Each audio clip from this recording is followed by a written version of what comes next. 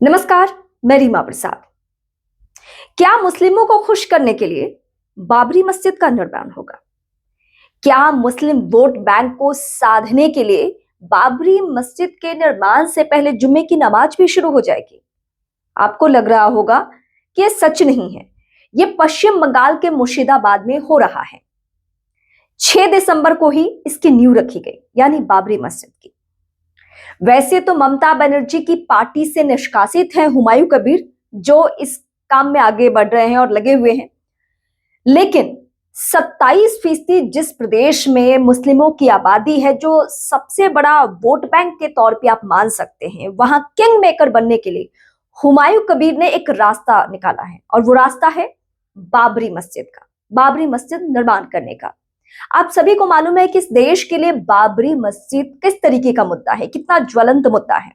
यहां तक कि सुप्रीम कोर्ट ने तो इस शब्द का इस्तेमाल करने के लिए भी मना किया था। सुप्रीम कोर्ट का आदेश था कि आप इसे विवादित ढांचा कहेंगे, ना कि बाबरी मस्जिद। लेकिन जब बाबरी मस्जिद का ही निर्माण हो रहा है और उसे इस तरीके से ही प्रचारित किया जा रहा है, तो आपके सामने खबर बताने के लिए ये कहना और ये नाम दोहराना हमारी भी मजबूरी है। तो मैं आपके सामने बताने ये जा रही हूं कि मुर्शिदाबाद जिले में, जहां पे पहले से भी मुस्लिम आबादी बहुत ज्यादा है, उस मुर्शिदाबाद जिले में हुमायूं कबीर बाबरी मस्जिद का निर्माण करवा रहे हैं। लेकिन आज एक हुजूम देखने को मिला। आज मुस्लिमों का पूरा समूह देखने को मिला, और यह समूह था नमाज पढ़ने के लिए। हालांकि इसको लेकर सोशल मीडिया पे खूब बवाल मचा हुआ है। राज्य की सरकार ने, यानी ममता बनर्जी ने, वैसे भी मुस्लिमों के खिलाफ कभी ना कुछ कहा है, ना वो कहेंगी।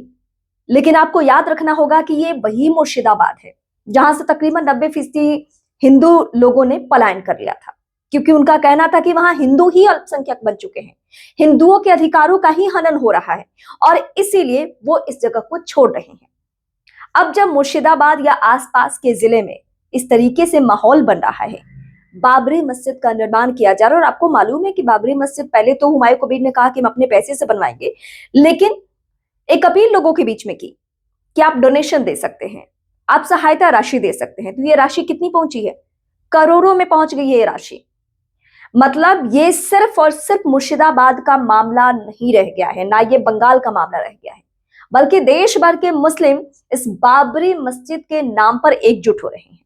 यहां तक कि सोशल मीडिया पे ये सारे चंक शेयर किए जा रहे हैं, और ये लिखा जा रहा है कि आप इसे प्रचारित कीजिए, ये हमारे जीते जी हो रहा है, यानी बाबरी मस्जिद का निर्माण फिर से हो रहा है। तो ये बहुत सही कदम है। लेकिन क्या पश्चिम बंगाल के चुनावी माहौल में जो कदम उठाए जा रहे हैं, क्या उसका असर नहीं होगा?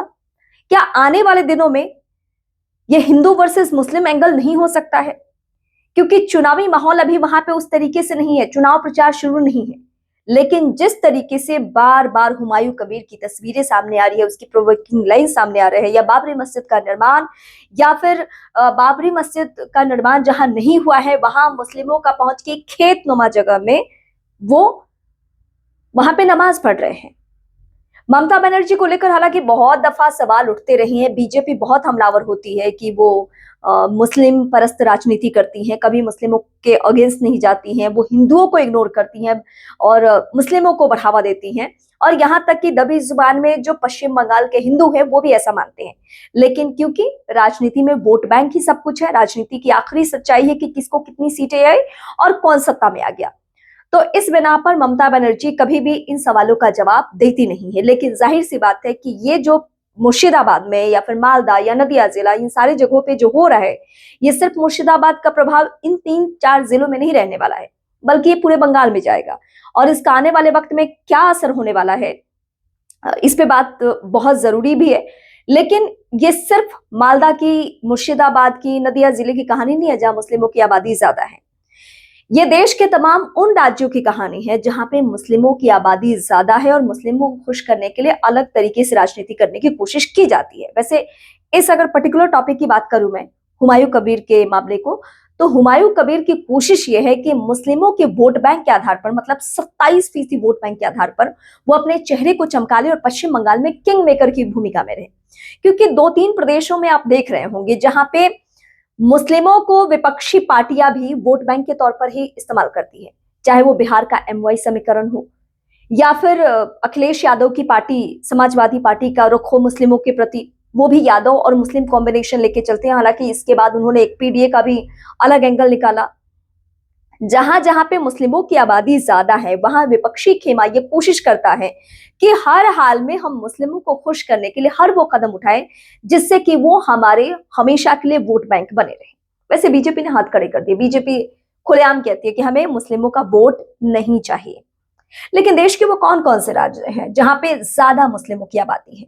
सबसे पहले टॉप पे आता है लक्षद्वीप, जहां 90% से ज्यादा मुस्लिमों की आबादी है। दूसरे नंबर पर जम्मू कश्मीर है, जहां 68% से ज्यादा आबादी मुस्लिमों की है। और फिर अगर हम असम की और पश्चिम बंगाल की बात करें तो यहाँ के बारे में दावा ऐसा किया जाता है 2011 की जनगणना के मुताबिक कि 27% यहाँ पे मुस्लिमों की आबादी है। बिहार में तकरीबन 19%, और कमोबेश यही स्थिति उत्तर प्रदेश जैसे राज्य में 19% है उत्तर प्रदेश में मुस्लिमों की आबादी, और बिहार में है तकरीबन 17%। तो ये इन बड़े राज्यों की स्थिति है जहां पे मुस्लिमों की आबादी बहुत ज्यादा है। तो सवाल यह है कि वोट बैंक के लिए क्या हम हिंदू वर्सेस मुस्लिम कर देंगे, हम हिंदू और मुस्लिमों को आमने सामने कर देंगे? ये सवाल बहुत ज्यादा अहम है। लेकिन चूंकि ये चुनावी प्रदेश है, पश्चिम बंगाल चुनावी प्रदेश है, तो यहां से जुड़ी हुई खबरें इस तरीके की और भी आनी बाकी है। अभी मुर्शिदाबाद में देखते जाइए आगे आगे होता क्या है। पहले 6 दिसंबर के दिन का मतलब तय किया गया कि इस दिन को ही हम बाबरी मस्जिद का निर्माण करेंगे, क्योंकि बाबरी विध्वंस उसी दिन हुआ था। बाबरी मस्जिद का विवादित ढांचा जो था उसी दिन तोड़ा गया था। तो उसको लेकर एक ये मैसेज कन्वे करने की कोशिश की जा रही है कि हम फिर से बाबरी मस्जिद का निर्माण करवा रहे हैं, और उसके लिए पश्चिम बंगाल के मुर्शिदाबाद जिले को चुना गया है। इसके अलावा सिर्फ इसका असर यहां नहीं होना है, मतलब देश भर के मुस्लिम इसको लेकर, यानी मुर्शिदाबाद को लेकर और मुर्शिदाबाद में जो निर्माण हो रहा है उसको लेकर वो सजग हो गए हैं। और अगर चंदा की राशि की अगर हम बात करें या फिर इसको लेकर सोशल मीडिया पे कैंपेन चलाने की बात करें तो ये बहुत ज्यादा हो रहा है। लेकिन आप दर्शकों से मैं पूछना चाहती हूँ कि क्या ये सही कदम है हुमायूं कबीर का?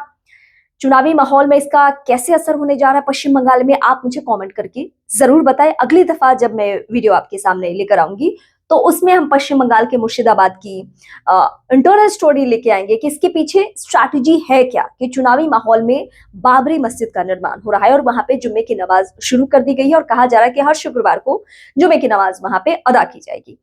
तो आप मेरे चैनल यानी रीमा प्रसाद चैनल को सब्सक्राइब जरूर करें। इसके अलावा फेसबुक, इंस्टा, ट्विटर पर मेरे साथ जरूर जुड़े। अभी वक्त देने के लिए बहुत शुक्रिया।